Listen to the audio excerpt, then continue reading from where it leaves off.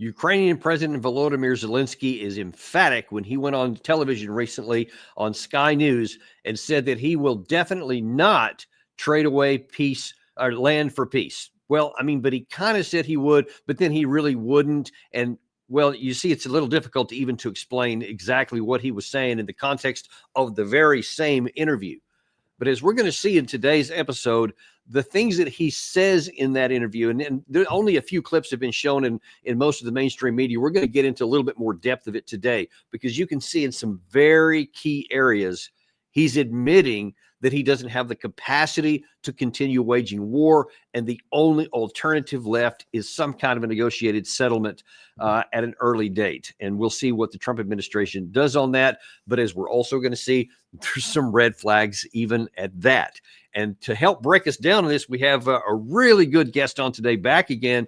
Andrei Martyanov is an author and military expert and has a YouTube channel at Smoothie X12. Welcome back to the show, first of all. My pleasure, Colonel. My pleasure. And listen, you got one of the reasons we love to have you on here is because you have a perspective that not a lot of people in the West have, and you have some contacts on the Russian side that unfortunately is ignored on most of the West. So it's hard to get an accurate picture unless you're willing to look at all sides of things, and that's where we're really grateful to have you and your experience on here. One of the we were talking about, of course, the Zelensky interview on Sky News. It was 47 minutes. It was a wide-ranging discussion, a lot of interesting things. And before we get into the details of it, I wonder if you can kind of give me your impression of how you felt what he was saying lines up with his view that he's not going to give away any territory or he'll give it away for a while to get the hot phase over, but then he's going to get it back with diplomacy later. What is your impression of the whole interview? Well, I saw only snippets, and I cannot tolerate him for more than 5 minutes, honestly, because I'm having after that a headache. I am not exactly spring chicken. I want to live my rest of my life well. So, but the point is that he's between the rock and the hard place. The rock is obviously the British who surround him armed. This is SAS, evidently some kind of the formation which guards him. And of course, he has a lot of orders taken from London and of course, Washington. On the hard place or the rock, whatever was first, is of course his Nazi formations, which whatever he does, he will be killed one way or another. He understands that he, for now, survives only because Russians need him. For whatever the purpose Russians need him, that's the totally different thing. But that is why he basically speaks in the newspeak from 1984, two contradictory things simultaneously keeping in his mind, because he wants to live. Obviously, it's absolutely normal human actually instinct. And in this case, he's going to be going and speaking from the both sides of his mouth, but it doesn't change anything in terms of the strategic outcome of the whole special military operation. And now what we have, the larger conflagration by the combined West and Israel in terms of like Syria, Georgia, and maybe some other thing will happen in order to also refocus public attention from the catastrophe which happened for the NATO in Ukraine. And that is why not only Zelensky, you have people like Macron or Scholz saying self-contradictory things. I mean, they say one thing 1 minute, and the second minute after that, they say thing which is completely contradicts the other thing. And so as the result, you can sense desperation, and yeah, that's what we have. Yeah, and I think that that desperation, while many in the West are going to try to paper over it or say, well, it doesn't matter. I think that from the Russian perspective, and even before I get into the next clip, I wonder if you can kind of talk about how this is viewed from the Russian side when they see what he says, regardless of what comes out of the other side of his mouth. Do they recognize that, the end is observed? Yeah, in Russian, yeah, everybody knows that. I mean, every single tactical, operational, and strategic parameter which defines basically the victories has been already met. It's just a matter of time, as I already stated, for example, to clean up the remnants of the armed forces of Ukraine and its NATO backers from the left shore or left bank of Dnieper. And after that, Russia faces the strategic dilemma, which is, of course, do we need to go and take the whole of Ukraine, which in this particular case depends on the position of the West, whatever will be arranged. The Ukraine as it used to be is no more, and it's not going to exist. It's going to be most likely, including from the right bank of Dnipro, or Dnieper, some kind of the protectorate. But this is just the matter of the, how to say it, preliminary planning. Today, the Kharkov area, went in flames again. And there are reports that Russians are advancing there. That means what? Yeah, we're looking at the strategic situation of obviously approaching Kharkov at least and cleaning up, especially when you look attentively what it happens to Kupiansk. And there is a semi-cauldron there at Kupiansk, which is very interesting. So, yeah, left bank. After that, who knows? I don't know how it's going to proceed, because only President Putin, Security Council of Russia, and General Staff know how they want to approach it, what kind of the military political solution will be there. But the armed forces of Ukraine, their fifth iterations have been defeated. And what essentially it amounts to are mop-up operations, because obviously, when anybody looks at the terrain on the left bank, it is essentially one continuous village or town. It's just urban environment non-stop. And of course, because of that, you have to be very cautious how you approach the storming of those environments to preserve your personnel, while definitely trying to do what Russians were trying to do from the get-go, to preserve whoever civilians are left in those basically harmless villages and towns. So let me ask you something related to the Russian intentions.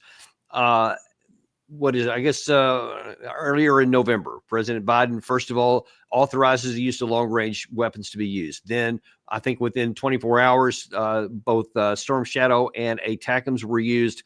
And in response, Russia said, no, I'm serious. We're lowering the threshold for nuclear use. And then they fired the Oreshnik. And then he says, no, I'm serious. If these continue on, there will be a response. Then there was another. 2 more ATACMS missiles, attacks rather, were launched after that. And then Putin said, we're going to respond now. And then all of a sudden, the airspace over the Cosmodrome where the original Oreshnik was fired had been closed up until the 30th of November. At that point, Putin openly said, we're now considering targeting power ministries in Kiev, etc. And then nothing happened. There hadn't been any more ATACMS or Storm Shadow missiles, but then nothing happened from the Russian side either. The expectation was something was coming within that time frame, but it didn't. Do you have any view on what was going on behind the scenes?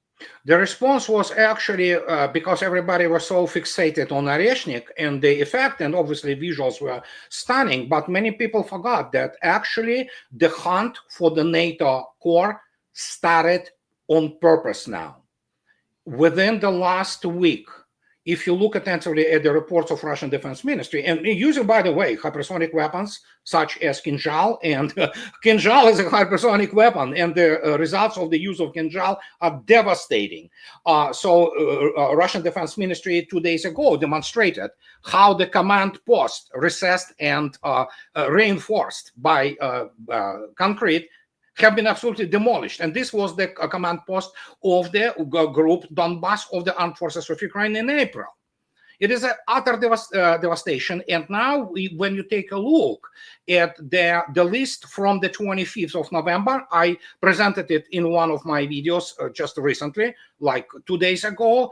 You're looking at dozens upon dozens high-ranking actually NATO officers, ranging from Americans to British to Polish to Germans and so on. So the response was there. And after that, yes, how many days now? Not a single attack of Storm Shadow or ATACMS. Evidently, that was the message, and evidently it was received.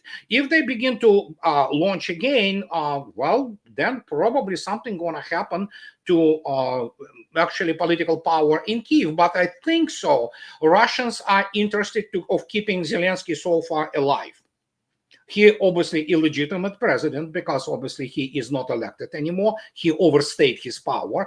But it's if you ask, why would you want Zelensky? Because the answer for Russians is very simple. He is so stupid and that, you know what, he does more harm to his country than we ever could. And now, obviously, he killed actually 2 generations of Ukrainian men. And so he will continue to kill them. And now we have the Washington, which is pressing Zelensky to lower the age to 18-year-old kids. Yeah. Will he go for that? He might. Well, we're going to, in fact, we're going to talk about that very issue here shortly. But before I get into the Zelensky comments here, I want to look at, first of all, the current U.S. administration and the amount of time they have left now, 5 or so weeks, and then some of from the incoming Trump administration, and then we're going to get into Zelensky, because all of these things bear on what's happening now and how this war may be brought to an end. There was an interesting report in the New York Times recently that the United States was considering giving some of our nuclear weapons to Ukraine. And so on a television show here a couple of days ago, National Security Advisor Jake Sullivan was asked, is that true? Are we really thinking about that? Watch this. The article said this, quote, several officials even suggested that Mr. Biden could return nuclear weapons to Ukraine that were taken from it after the fall of the Soviet Union. That would be an instant and enormous deterrent, but such a step would be complicated and have serious implications. Is that something that's under consideration, that the U.S. would return nuclear weapons to Ukraine? Is that something you're considering? That is not under consideration. No, what we are doing is surging various conventional capacities to Ukraine so that they can effectively defend themselves and take the fight to the Russians, not nuclear capability. Now, when I first heard that, in fact, I was on a television station where I was asking, and I just point blank said, that's ridiculous. Of course not. There's no chance we would ever do that. I mean, we have the nuclear weapons now, so if we wanted to use them, we could do that. But to hand them over to a desperate Zelensky with him having the trigger is absurd. We would never do that. But as Gary and I were talking before we went on, can we be sure that the White House wouldn't do that? This White House wouldn't go back on what it said? How do you view that? Well, first, technically, it's impossible. Of course, the weapons which they took from Ukraine in 1991, actually, they do not exist anymore as the weapon system. So the only thing which United States can do, let's imagine this insane scenario.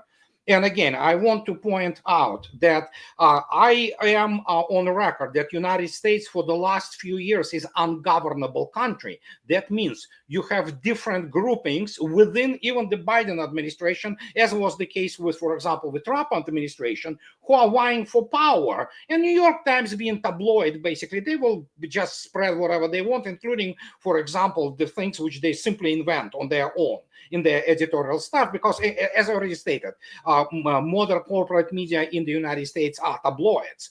But technically, it's impossible. The only thing they can give is B-61 free-falling nuclear bomb, which will require the latest iterations of the either F-35 or F-16 block, whatever the hell those blocks, I already lost the count, which now, how is it possible? It's impossible, obviously.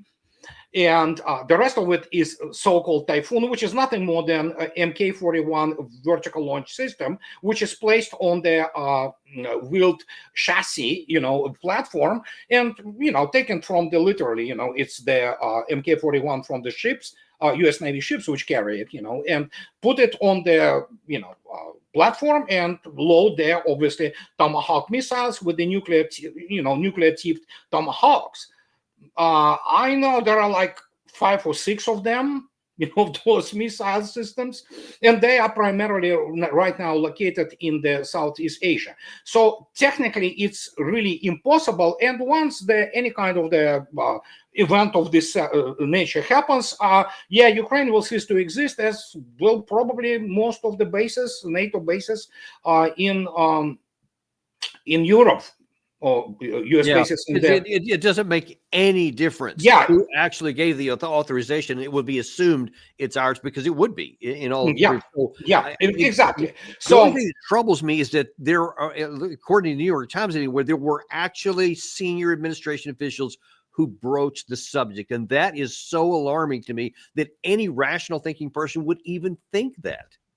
Yeah, I mean, listen, let's face it. National security establishment in the combined West, not only United States. Obviously, we'll know United States runs the whole show. There are some chihuahuas like United Kingdom and others which pretend that they matter, and this French guys who still think that they are absolutely irresistible. But the point is, it's all about Washington, and there are a number of people there who are indeed, first, most of this circle is illiterate and incompetent militarily. They do not understand, or maybe understand too much, what is happening. And what is happening now, we have a completely different paradigm, of which I wrote in 2019. The book was called The Real Revolution in Military Affairs, where I explained that the way we view war today operationally, well, obviously tactically, inevitably, it's a completely different story. There's no book which was written on this yet. Well, it's being written now through the special military operation. And technically, the Washington security circle, so to speak, is not competent. It's like we spoke before the start of this podcast, like General Kellogg. He probably wouldn't understand tactical and operational implications when people explain to me what, for example, kinzhal is and what 3 kinzhals flying at you simultaneously mean, let alone 36 maneuvering hypersonic warheads by Oreshnik. You don't need nuclear weapons anymore. You really don't. I mean, you just can have the impact equaling in terms of the fire impact and in terms of the, political and tactical and operational impact, just conventionally. You don't need to really throw some kind of the 150 kiloton warhead or something. And this is the reason why NATO didn't release their Yuzhmash photos yet. There is a reason. They want to hide it. Russians obviously waiting when they will release it, and then Russians will release their photos. And, it's just the game, they're screwing each other brains. And that's the issue. We live in a different technological and different warfare paradigm. And in fact, I want to get into that because that's part of what's continuing on with the current administration. There has been reports out and now then completely validated that the Biden administration, back in May, the United States Congress finally passed a budget resolution which provided $61 billion for Ukraine. And then that has been coming out in increments over the time. But now there's still, I think, $6 to $8 billion that were left in that. So the Biden administration is saying, okay, since Trump is coming in here and he doesn't want that stuff to keep going, we're going to shove all of it out the door in a big surge, as fast as we can. In that same interview with Jake Sullivan, the interviewer asked him why. What was your intention? What are you telling your Ukrainian counterparts about American support in 51 days after Biden leaves office? Well, first, what I'm saying is we are going to do everything in our power for these 50 days to get Ukraine all the tools we possibly can to strengthen their position on the battlefield so that they'll be stronger at the negotiating table. And President Biden directed me to oversee a massive surge in the military equipment that we are delivering to Ukraine so that we have spent every dollar that Congress has appropriated to us by the time that President Biden leaves office. And what will be the tactical impact if he succeeds and surges all $6 or $8 billion of that before January 20th? What is it going to matter on the ground in Ukraine? None, zero. There will be some maybe really local tactical impact. The problem for Sullivan, and again, Sullivan is not competent man militarily, and I don't know who those generals in Pentagon who probably consult him. You cannot buy much for the $6 billion. You can provide, I read the latest list, they can get some missiles for whatever remaining Patriot Pack 3. And there will be no tanks, evidently. They do not want to humiliate Abrams as much as it's already have been humiliated on the battlefield, but they will try to provide, again, some missiles for remaining Patriots, some more ammo, whatever they can, how to say it, master, if you wish. And the point is, United States literally has nothing now to provide which really changes any outcome. They might try, or Zelensky asked it, it's absolutely useless for the specifics of the special military operation and modern hypersonic weapons, but they say, give us THAAD. United States has 7 THAAD batteries. Each of the batteries $1.25 billion. So as you may expect, you're not going to provide much, and it's going to be absolutely useless. It's going to be yet another, so to speak. Well, 2 of them are already in Israel, so we're already down 2. So yeah, I mean, down to 5. Yeah, it's just like, sure. So yeah, they're gonna grab those morsels, whatever they can master, and yeah, $6 billion doesn't buy much, and especially in terms of the combat effectiveness for the modern battlefield. And Russians here's an okay. interesting thing about that. Initially, when that came across, and this was my first thought, I'll say, I heard that why is Biden surging all this stuff out the door when the American people elected Trump to end the war in part? That's one of the reasons why people voted for him, because he was outspoken, different from Harris, saying that he was going to end the war on one day, as he famously said. And so I thought this was going to complicate that, because there's no value militarily in surging something if you know the next guy coming in a few months is going to be trying to negotiate an end. But earlier today, just today, you mentioned General Kellogg a minute ago, who's the designated special envoy for Ukraine. He went on television in America here today, about an hour or so ago, and said something very different. In a way, it's really pretty good for the president-elect, because it gives him leverage. He can make the decision of what he wants to do, and the more that the Biden administration does this, it creates a greater opportunity for the president-elect to do what he wants to do. And again, he understands leverage probably better than anybody based on his business experience. But, we go back to September when Zelensky came to Trump Tower, and he went up there, and then he and the president spoke, and they were talking about, after 1,000 days of war, they're signaling it's time for this war to end. Because the president said very clearly, and it's a quote, "It is time." And he's right about that. This war's gone on for over 1,000 days. It's expanded. It's now global in nature. When I mean global in nature, when you look at what's happened, you've got the North Koreans involved by providing troops, you've got the Iranians involved, you've got the Chinese involved, and you've got the Russians involved. So the makeup of the war has expanded, and it's time we kind of put it back in a box, not only for American security, but for global security as well. Yeah. So I don't have a problem with what they've done. It's all based on leverage. The president understands that, and he's going to use it to his advantage. All based on leverage. What leverage would that provide an incoming Trump? Well, first, I want to start with the thing which Alexander Bortnikov, the director of the FSB, stated 2 days ago, specifically on this issue.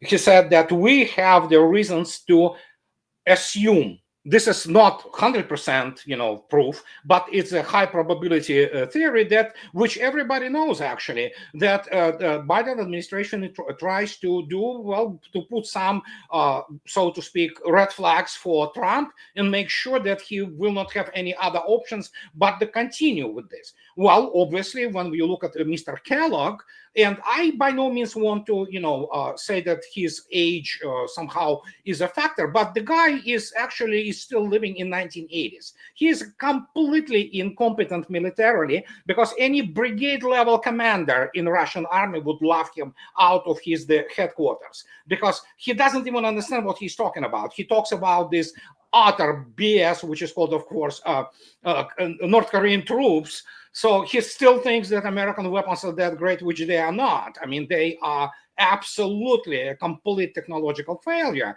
And then, of course, what leverage is he talking about when basically, as I already stated in the beginning, all tactical, operational, strategic parameters are met for the military victory and achieving political objectives of the war. And political objectives of the war, which already happened, well, there will be the denazification and demilitarization of Ukraine. And guess, well, I know it sounds horribly grim, and it is horrible. I already mentioned it today. 2 generations of Ukrainian men have been completely wiped out. So what they have left now, 18 years old. And after that, there are no men to fight. And that's what, evidently, well, we have to go back This is the largest combined arms war since World War II in the European continent. And as Mr. Cavoli, Supreme Commander of the U.S. Army in Europe, U.S. forces in Europe, stated, scale, scale, scale. This is unbelievable in its scale. And General Kellogg obviously doesn't understand what is happening there. He also doesn't understand what are operational and strategic reserves of the Russian army. Russians have now, by different estimates, obviously I cannot say either, and nobody knows, obviously it's an exact number, up to 1 million people, trained, well-equipped troops in the rear, ready to go and do whatever will be needed depending on the contingency planning.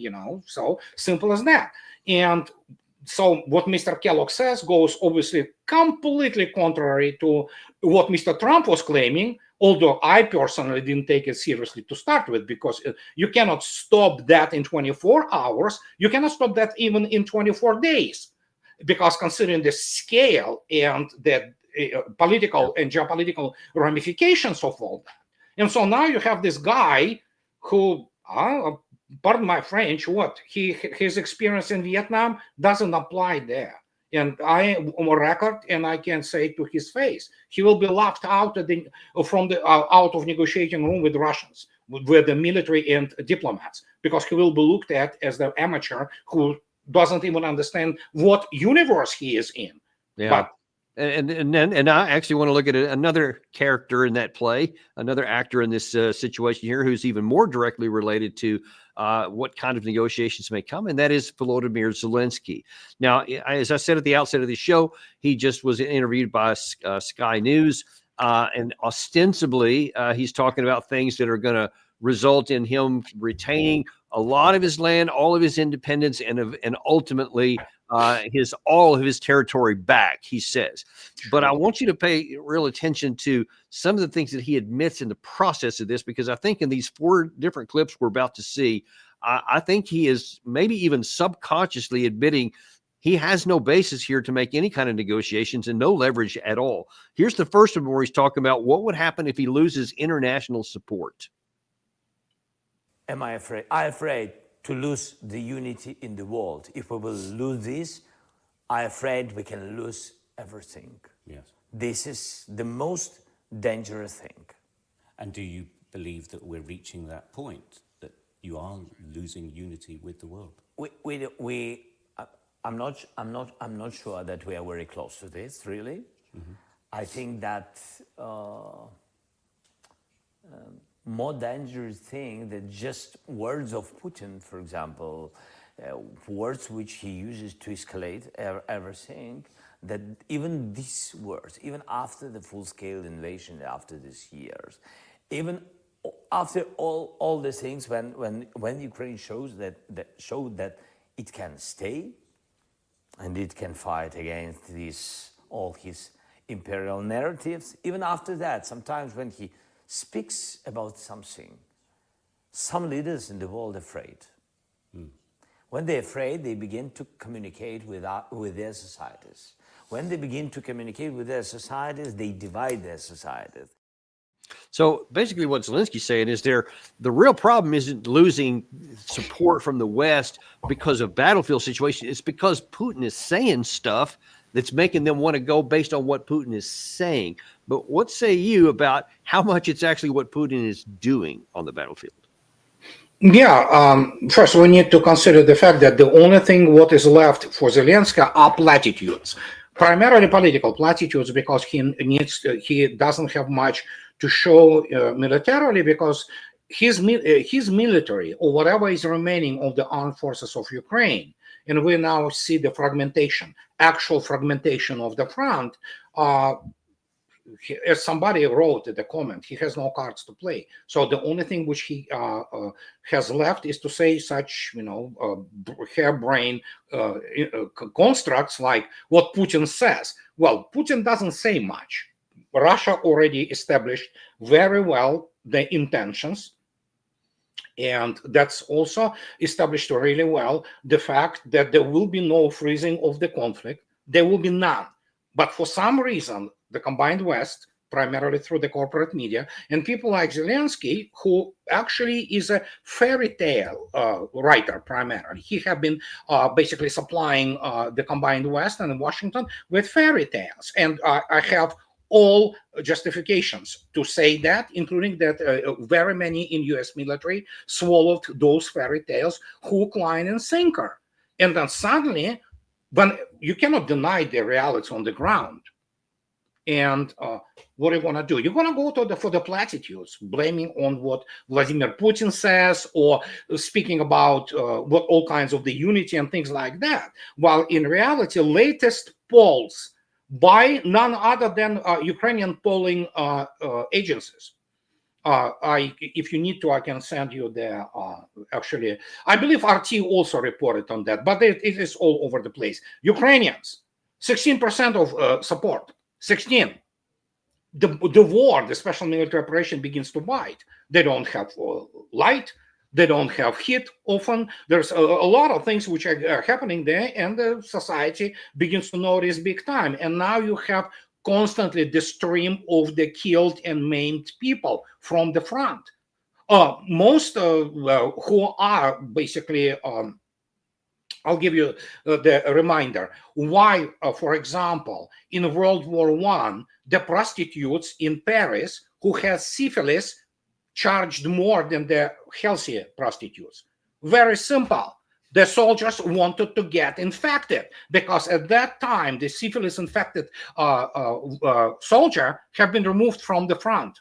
We have pretty much same situation, up to the point that some people are actually going into the therapy, they to change their the agenda. Nobody wants to go and fight. That is why if you look attentively at the documentary evidence, it is essentially nothing more than the sweep operations by Gestapo. They grab people from the street.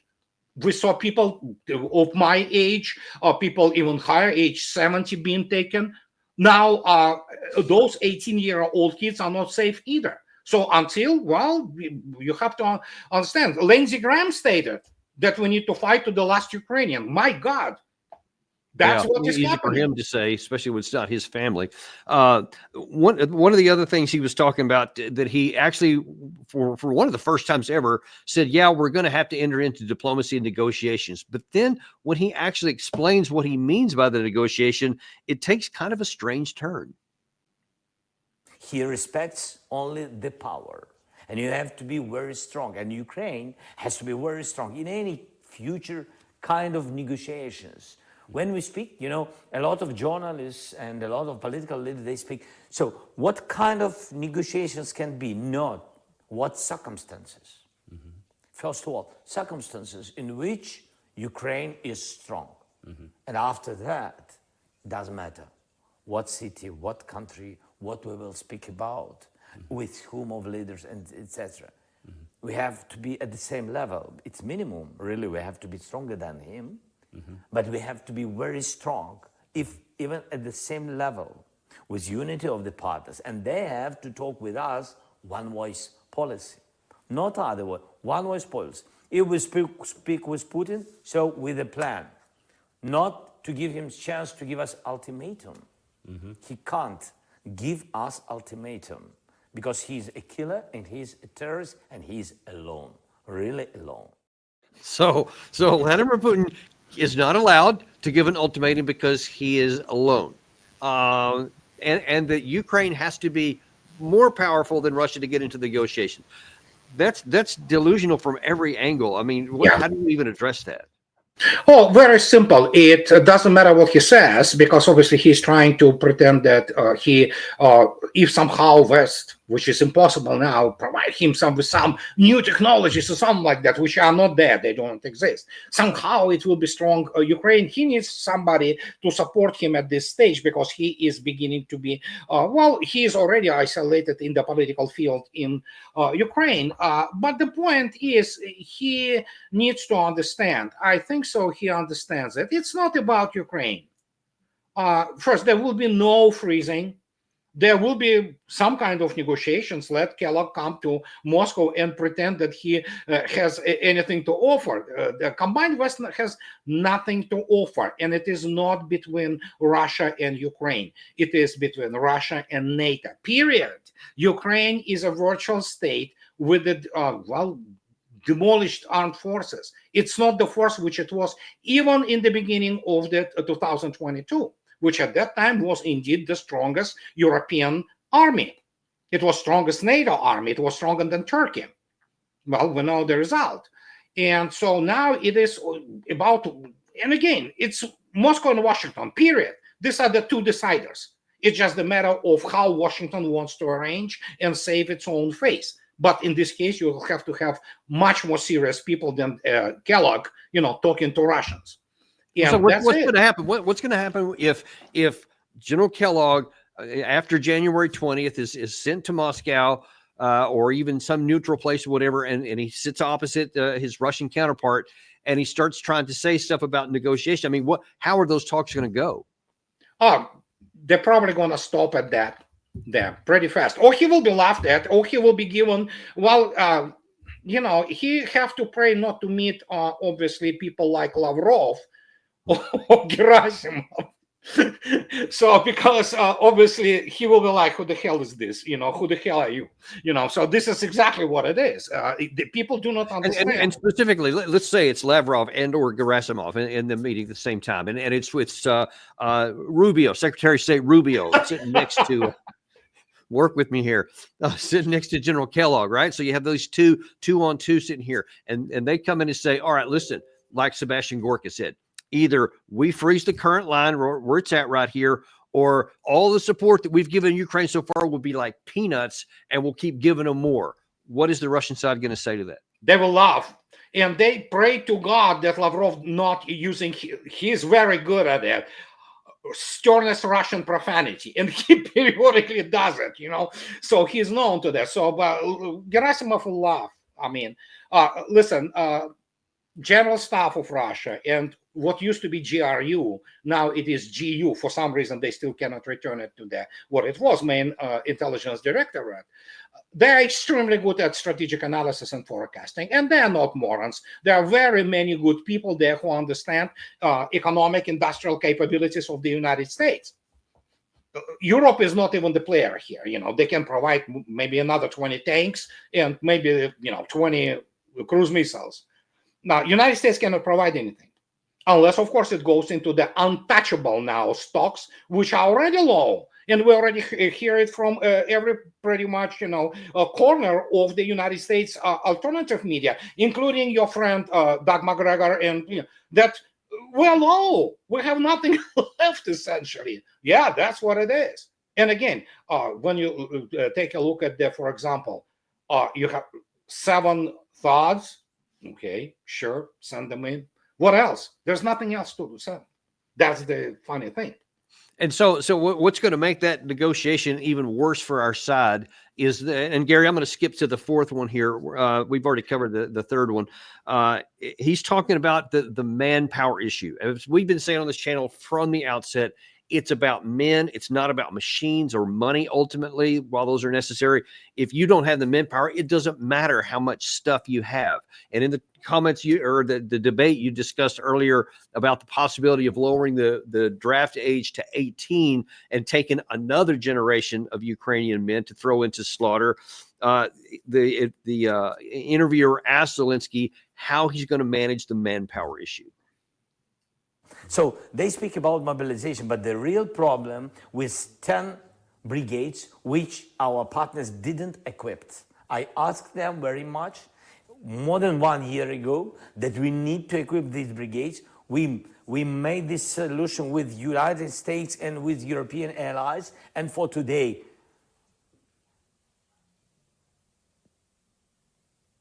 totally Europe and the United States, totally now equipping 2.5 brigades. Okay. For today. So have they abandoned you then? Why aren't they giving you more weapons? I don't have. I mean, this is their decision. There are some bureaucracy, some decisions. Some they don't think that this is the priority, and etc. It's always the same way during this war. Okay, he said that he has been trying to get this stuff for over a year. But in May, we gave $61 billion. Germany just gave a whole bunch here. And yet he's admitting we don't even have enough stuff to equip our troops right now. 7 brigades, apparently, he has manned, but no equipment. And it's not coming from anywhere. You just touched on this a second ago. And Gary, if I could get you to bring up a headline I saw you bring up earlier in this show, I think it said an hour ago from BBC. It says that Zelensky and his folks are telling their troops to hang on until Trump comes in. Just hang on a little longer. But hang on with what and for what? Can you tell me as best you can, what rationale would anyone say to the Ukraine troops keep fighting and dying in large numbers between now and January 20th so that they can negotiate an end to the war? No, it has nothing to do with the negotiation and the end to the war. Yeah, I'm pretty sure, and of course, we kind of know each other through our conversations. We watch each other and all that. And people like Doug McGregor, these are competent military people. And this operational level of Pentagon, all those colonels, and brigadier generals who actually deal with the actual numbers and all that, they know what is going on. So the point is that no matter what they do, it's laughable. What is 10 brigades? Within the first months of the so-called Kursk adventurism, they lost 14 brigades there. And now when you look at Kursk alone, and they use their primarily, well, that's the only thing they have left, Western equipment. There are Challengers, there are Abrams, burning Leopard, and all that kind of stuff. We're looking at 2 days ago, not yesterday, 2 days ago, was 36,000 killed of armed forces of Ukraine. So you can multiply it by 2 because that's what the number of the sanitary losses you're talking about. So they killed there in Kursk alone, and it continues, the slaughter continues, the whole combined arms army. They basically killed 2 army corps. And if they want to continue with that, sure. Russians have their true kill ratio is horrifying in some localities. And if you looked at today at the videos, at the video evidence, and there are plenty of them from Kursk, the state at which whatever the remnants of the armed forces of Ukraine there is horrific. There are wounds which are not treated. They literally rot in their dugouts and whatever, which are still not, basically killed by Russians. And it's well-known fact, they have barrier troops. So if you want to try to surrender, you will be shot immediately. Moreover, if you are pushed towards those what is called mid-storms, because if you go in, you're dead. And if you come back, guess what? Even if you are slightly wounded, you are basically brought back into whatever the units or subunits are ready to go again. So basically, it's not the army anymore. It's kind of concentration camp. And their morale obviously is low. And the only thing they do there is primarily, not all, but there are still some units remaining, especially fanatical Nazis. But primarily, this is a horrible thing. And when they get taken by Russians to POWs, they're so brainwashed that they think they will be executed, and then suddenly they get medical attention, they are fed properly, they have a place to sleep and things like that. So, and when you look at these armed forces, my gosh, it's and you see Gary showing on there, you have reportedly over 100,000 have deserted, and 160 they say, could be even higher. 160 deserved. So it's unbelievable. And those who were able to desert, others have been killed. There are many more people who try to get the hell out of there. You can't. You literally have Nazi formation standing there in the rear, and they shoot you. Okay, so let me ask you this. Given those realities that you just laid out there about the people deserting, the very low capability of those that actually are in uniform, the insufficient amount of kit, insufficient amount of ammunition, whatever, and then just all the categories on the Russian side, which are all just continuing to escalate in all those areas. Now let's go back to the conversation, the theoretical conversation I talked about with Secretary of State, Sebastian Gorka, maybe General Kellogg, sitting opposite Lavrov and Gerasimov. So you told me that once the U.S. side makes their declarations, that they would be laughed at. But then after the laughter stops, what is the Russian side going to tell the American delegation that their negotiating position is? They will pull out December 2021 letter of the foreign ministry, while in reality is the letter from, approved by the president and Security Council about demands for the shared security in Europe. It's not about Ukraine. It's about Europe, and it's about NATO in general. And that declaration is all there. Everybody saw it. The demands there are very well formulated, and that's our demands. See what you can, fulfill. What you cannot fulfill, we'll talk about that.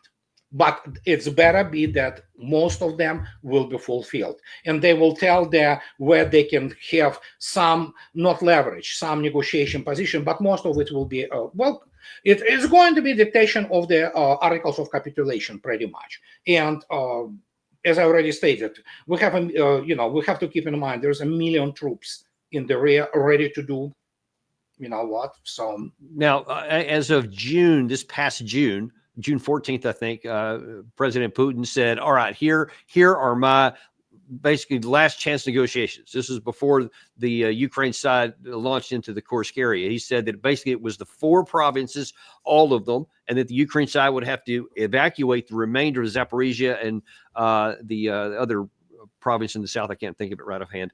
Kherson. Yeah. And of course, no NATO and all that. But is that what they're going to be talking about now? Because he said after August, when the Ukraine side made the incursion into Kursk, that now that deal is off the table. So the question is, what do you think, anyway, is the territorial bottom line for Russia that the list they'll talk about? Left bank of Dnipro. So now it's even more than it would have been in June, in your view. Dnipro, yeah, left bank of Dnipro should be cleared up, and then whatever will be left will be essentially protectorate of Russia. I mean, it will be given some kind of the police force. He was talking about those Istanbul negotiations as the framework for talking about it. And the key phrase, which most of the U.S. media and U.S. pundits, for some reason, decide to always forgo or forget to talk about. And this phrase is considering realities on the ground. Realities on the ground are such that Russians are deciding, do we have to take all to the left bank of Dnipro? Because Russians are still operating in their what is called the personnel safe mode. So they do not want to kill their own troops, which is absolutely normal intention for any kind of the real military leader. And that is why there are all those big red arrows offensive. They could happen if need be. It depends. When you have the escalation dominance of such basically scale, it's very easy to present the purely military arguments in any kind of the diplomatic or what have you negotiations. And yeah, that is why you need the good professionals on the other side who come in and they understand what is being shown to them. If not, well, then, the procedure continues, so to speak, the work in progress. So here's what Putin said on June 14th. Tell me what you think is different about now, or would this be a good entry point? No, it's not anymore. No. The essence of our proposal is not some kind of temporary truce or suspension of fire, as, for example, the West wants. This is not about freezing the conflict, but about its final completion. And I will say again, as soon as Kiev agrees to a similar course of events proposed today, agrees to the complete withdrawal of its troops from the DPR and LPR in the Zaporozhye and Kherson regions, and really begins this process, we are ready to begin negotiations without delaying them. I repeat, this is our principled position. Neutral, non-aligned, nuclear-free status of Ukraine, its demilitarization and denazification. And now then you say the difference is what? The difference, it was Kursk, obviously. And after that, both Putin and Medvedev Dmitry, the alter ego of Mr. Putin, the deputy chair of the Russia Security Council, say the deal is off. This thing is not valid anymore. And that's the thing. It's ambiguity. How much further Russia wants to go.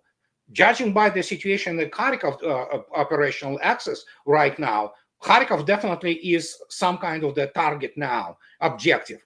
I don't know. Maybe it's not. It's difficult to judge it when you have such a limited information. But what I'm saying, it's left bank most likely. The whole left bank. Answer me this. Militarily speaking, again, we're still in that negotiation with all those players I just mentioned, and the Trump team comes in and says, "Here's what we want: freeze along the current lines." He gets laughed out. Whatever the Russians say, no. So they go back to Washington. They don't have anything in their hand. Is Russia's position that then they'll just say, okay, we're not going to talk about any of the stuff you want. We'll simply keep going on with the operations until we take physically on the ground. Is that what would follow next? That's the possibility. That's the certain contingency. That's the possibility. How probable it is, I don't know. I really do not want to. What are the alternatives? Other than that, what else might Russia do? Well, that's pretty much it. That's what you need to do. The more they pretend that they control the situation in Washington, the more of Ukraine Russia will take. So you're an American citizen now. So how do you think that this would play in the United States? And what do you think the Trump administration might do if they go in there with all this braggadocious stuff that these guys like Sebastian Gorka and Kellogg have been talking with a lot of confidence, but all of a sudden Trump goes in there and however good of a negotiator he is, he's got a weak hand that he's going to be handed over by the current administration. So I don't know how you negotiate from a position of weakness to get anything good. But I mean, at some point, the administration would be faced with conceding to what the reality is on the ground, which won't be politically well received in the United States. Well, the only saving grace for Trump, apart from his obviously pathos-ridden declarations, is the fact that he can say it wasn't my war, it was the previous administration's war, and you know what, I did all I could. Sorry, guys. It is what it is. That's one of the ways he probably can go. But knowing Trump and now seeing who he appointed in this national security circle, not much United States can do, really. I mean, if we're talking about it, they want to accelerate the nuclear threshold. Well, good luck with that. But other than that, nothing. That's the whole point. It's the kind of fait accompli. You begin to look at the brick wall and nothing you can do. And how they will play politically, this difficult for me to say. But obviously, neither Kellogg nor this clown Gorka, they are any players in any way. They are totally incompetent people, which, as you correctly stated, it's a very weak hand. That's completely different paradigm for the United States in the last 30 years.